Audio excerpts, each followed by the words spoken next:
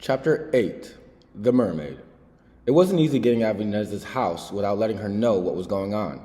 First, I had to buy all the newspapers in the Puestecito and put them in the trunk of our car so nobody else could see them. After I got back to the dead man's house, I told Inez they were all out of newspapers. Then we ate breakfast in record time. We split before any of the neighbors had shown up for the wake, leaving behind most of the dead man's money inside the container of sugar on the table, tightly wrapped in a plastic bag, like a great big tip for our hostess. I only kept enough for us to buy food and gas for the trip home after visiting with Abuelita. We're in trouble, big trouble, I told Juanita and the twins once we got down the road in my father's beat-up Nova. What do you mean? Juanita asked. She was sticking her head out the window, admiring her new hat in the side mirror. Inez had given it to her at breakfast when Juanita had complained about how much her skin hurt because she had gotten too much sun on the way down to El Sacrificio. It was one of those fancy white summer straw hats you'd see brides wear at their wedding receptions. Only this one wasn't so fancy, with a clump of saggy old silk flowers hanging off to the side. It was so big on her, Juanita had to hold it on with both hands. But she didn't care that it was old. In fact, she loved it. Here, I said, keeping an eye on the road as I reached under the seat to pull out a copy of the day's newspaper. Look for yourself. We're all over the front page. I bet by now every channel on TV is running the story about our abduction. Cinco Hermanitas, the Garza girls, taken from their home in their own father's car. Where did you get this? Velia asked, snatching the paper out of my hands and sharing it with her twin in the back seat. Juanita turned around and leaned over the front seat to read along. Desperacita, adios mío, what are we going to do? Delia pulled at the corner of the paper to get a closer look. We have to go home, Velia whispered, horrified. Poor Mama, she must be worried sick about us. I'm sure she is, I said, keeping my hand on the wheel. But Mama's got problems of her own. Is she all right? What happened to her? Juanita's voice trembled almost as much as the sad-looking flowers on her hat. Calmate. She's all right, I said. Nothing's wrong with her, at least not physically. Oh, thank God, she said, putting a hand on her chest and breathing out gratefully. You know, I can't take you seriously with that ridiculous thing on your head, I said, looking sideways at her. You look like a Mad Hatter. Juanita took the frumpy hat off and threw it out the window. I don't care about the stupid hat. What happened to Mama? Behind us, the hat spun out into the morning air in a white blur, like a miniature flying saucer, and landed right smack in the middle of the road. I watched it get smaller and smaller until it disappeared from the sight of the rearview mirror. Litterbug, you know that's against the law, don't you? Stop stalling, Juanita ranted from her seat at the far end of the car. What's going on with Mama? Why did you say she's got troubles of her own? Mira. With one hand on the wheel, I took the paper from Velia in the back seat and handed it back to Juanita, pointing at the newsprint at the bottom of the front page. It says it right there. She is a person of interest in the investigation of our disappearance. As of last night, she's not allowed to leave the country, so she can't come to Mexico to look for us. Papa's in trouble too. I'd never seen a newspaper back home say such things about people possibly involved in crimes who hadn't been arrested, but Mexican newspapers were quick to report speculations. They took information from anyone willing to talk and didn't hold back crucial details the way U.S. papers sometimes did. Papa? Delia and Velia asked simultaneously, looking at me in the rearview mirror. What's he got to do with this? Velia continued. He's a person of interest too, I explained. How? Why? Juanita inquired, as her eyes widened in disbelief. Read the story, I said. It's right there in the second to last paragraph. Juanita unfolded the paper and began to read. The authorities are looking for Ernesto Garza, the father of the missing girls. He is wanted for questioning in the unexplained disappearance of his daughters. Local police are also hoping to recover Garza's vehicle, as it might be crucial evidence as to the whereabouts of the girls. They think we're dead, Velia said, and that Papa had something to do with it. I adjusted the rearview mirror so I could make eye contact with her. Not necessarily. They'll always investigate the parents first. Look at this, Juanita said after flipping through the paper. There's a story about Papa on page 2. I glanced at the picture of Papa, but had to keep an eye on the road, so I couldn't read the article. What does it say? Local singer wanted for interrogation in the case of missing children. Juanita showed the paper to the twins in the back seat. They used his publicity photo, the one of him in his mariachi suit. He's going to hate that. Nah, he'll be glad they used that shot. It's a good picture of him, Velia said. Delia leaned in to look at the picture. I forgot how handsome he was. Oh, he's handsome, all right. Juanita's tone of voice told us exactly how she felt about him. She didn't need to explain what she meant with the comment, but she did anyways. Muy guapo, and he knows it. Look at him mugging for the camera, like a possum with a mouthful of worms. Funny how I never noticed before how conceited he really is. Do they know where he is? No, but they'll find him, now that the FBI is involved, Velia said after reading silently to herself for a few minutes. The FBI? Delia whispered in disbelief. Yep, according to this, the National Center for Missing and Exploded Children is looking for us. Velia continued reading on. Exploited, I corrected. What?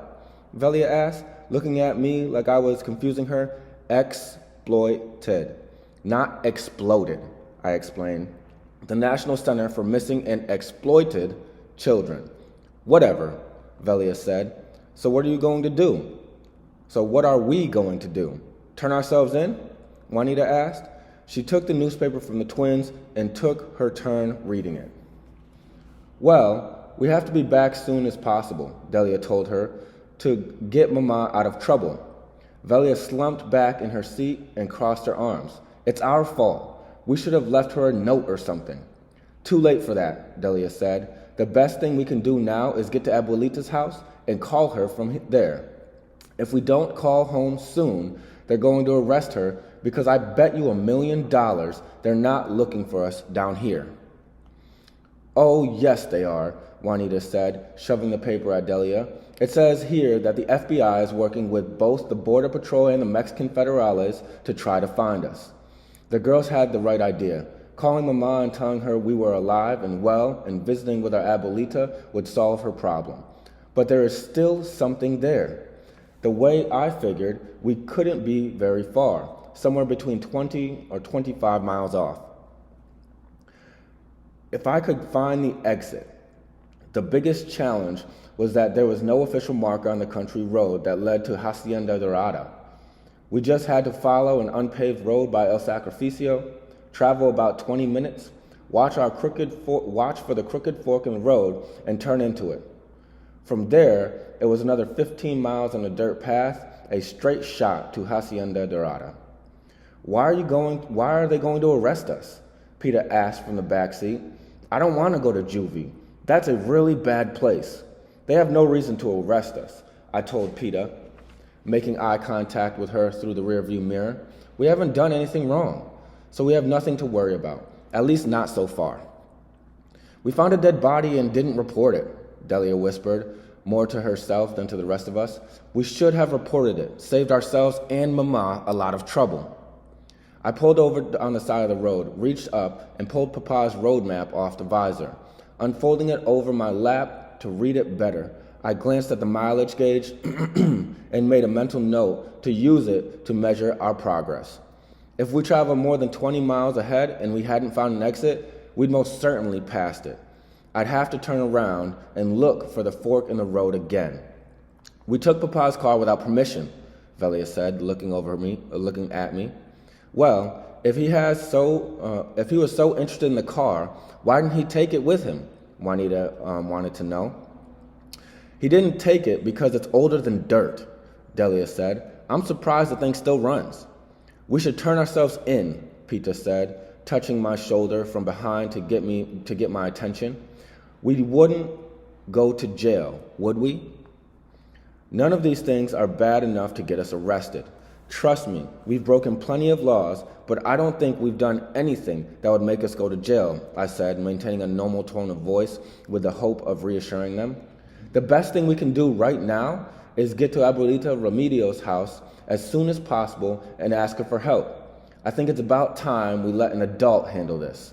We knew last night we'd gotten in over our heads when we'd crashed the quinceañera, but with the police and the FBI thinking we were kidnapped or dead, I wasn't sure we weren't in big trouble. I started the car and got us back on the road, but my mind kept churning it over. Juanita had first noted it before we left, and Delia reminded us. Failing to report a body was punishable by law. The question was, who would they punish, us or Mama? Adults had a funny way of seeking justice. They would go after Mama. Could they make her responsible for this? For our actions and damage our family anyway? I would never forgive myself. Juanita's thoughts seemed to be on the same track as mine. We took the drowned man's money, she admitted quietly. Then she put her hands over her face so we wouldn't see her cry. But we returned it, most of it anyways, I said, keeping my eyes on the road. Velia pulled out a small wad of folded bills from her pocket and handed it to Juanita. Yeah, but we still have some of it, and who knows where it came from, who it really belongs to. Juanita threw the cash on the dashboard and turned away to look out the window at the tall, desiccated trees that seemed to loom over us as we drove. It's probably blood money. Her words silenced everyone in the car, and for a while, nobody said anything. I thought about La Llorona then and wondered if she knew how much trouble this journey would cause. She was from another place, another time. What made sense in her world did not make sense in ours. Why had I listened to her? I should have thought this thing through. As apprehension spread into every pore of my being, I did the one thing I could do to quiet the guilt in my mind. I turned the radio on, but even with the sound of loud music reverberating through the car, I could still hear my conscience nagging at me. You could have stopped this, all of it, I whispered. This is more your fault than anyone else's. You're the eldest. You should have known better. Disgusted with myself, I quieted my thoughts and concentrated on driving the car. The sun was in full bloom, blinding me as I tried to look for a crooked fork in the road ahead. To make things worse, the air was hot and blistery, burning our cheeks as we drove on. We drove like that for a few more miles. Everyone keeping her thoughts to herself, when suddenly I smelled something humid and foul. Actually, I tasted it before I smelled it. But then I saw it. The white smoke puffed out of the front of the car and crept in through the vents on the dashboard, penetrating my lungs and causing me to cough uncontrollably. Que diablos? What the helicopter is going on? Velia sat forward in her seat and stuck her face out the window to get a better look. The whiteness of the smoke was blinding. I could barely see the side of the road and nothing ahead. My first reaction was to press down on the brake with all of my weight. The car screeched to a stop on the side of the road, and I flipped the gear shift into park. But even without raising the hood of the car, I knew what was wrong. When water started pouring from the front of the car onto the pavement, creating a buzzing puddle inches away from our feet, I knew we were doomed. I'd seen this happen to Papa before. The radiator was busted. What do we do now? Pita asked. She was standing next to me, while the others stood back behind me, fanning the smoky steam out of their eyes. I looked at the mileage gauge. We were only about 15 miles down the road from where we'd started in El Sacrificio, but it was far enough that going back there wouldn't be too smart. I might call more attention to us, the missing children, and 15 miles was a long, long way to walk. Longer than just walking the rest of the way to Abuelita's. At least, I hoped it was. We walk, I said, fighting the sense of despair that's slowly seeping into my heart, because this piece of junk isn't going anywhere without a mechanic. Walk where? Velia wanted to know. We're in the middle of nowhere, Delia finished her twin's thought. I looked around and saw nothing. There were no houses, no animals, no major roads stretched before us in any direction. There were only miles of mesquite and huisache trees and a tall brown grass too dry and thin to feed the animals. If we turned around now, it would take us more than half a day to walk beyond El Sacrificio and up to Highway 57 on foot, but that's where the nearest gas station was. I didn't even know if the gas station had a tow truck, though we could use the phone there. It was better to just keep moving forward. Since my calculations, we were closer to Abuelita's house. The trek was going to be hard on us, especially without water to fight off the searing heat that was already burning through my clothes. I wished I'd thought about getting water instead of sodas at the Puestecito before setting out this morning. To Abuelita's? I said, take whatever you want out of the car and let's get a move on. No one's standing around here. We have a long way to go before we reach Hacienda Dorada. I dug Papa's map in the envelope with my earrings out of the glove box and stuffed them into my bag. Without our backpacks, purses, and a few provisions we still had in the car in tow, we started down the road heading east. We left the blankets behind because we didn't want to exhaust ourselves with too much to carry. Mama would probably want to kill us for leaving them, but there was no other option. Perhaps we'd be able to return for the car and the rest of our things with Abuelita's help. The morning sun grew hotter by the minute, and we were sweating profusely within half an hour. Several times along the way, Pita cried that she was either tired or thirsty, and we had to stop and sit on the side of the road under the mesquite or huisache tree, trying to make the trek without succumbing to heat exhaustion. 2.5 hours later, we were huddled together on the side of the road, shoulder to shoulder, under the full shade of the large cluster of scraggly trees, when we heard it, a woman's voice, sweet and melodic, coming from the brush behind us. She sang of flowers and gardens and sweet, sweet nectar oozing from every petal and leaf. What's that about? Juanita asked, turning to look at me. My heart quickened. Never talk to strangers. Mama's warning rattled around in the back of my head. We hadn't seen any houses along the dirt road. I scrambled to my feet and stood listening for a moment. The woman's voice was engaging and lovely. She sounded nothing like La Llorona, and my apprehension began to subside. I don't know, but we should be careful. Ignoring Mama's rule, the rest of the girls scrambled to their feet and ran to see where the enchanting voice was coming from. Hello, Velia hollered into the dense thicket. She squeezed between the trunks of 2 mesquite trees in an attempt to avoid going around. Hello, Delia chimed in louder and more desperately than her twin sister. She had been complaining about being dehydrated for at least an hour, and human life meant the possibility of water. Who are you? Who's there? Who's singing? My sisters all hollered in the general direction of the woman's voice. What are you girls doing out here?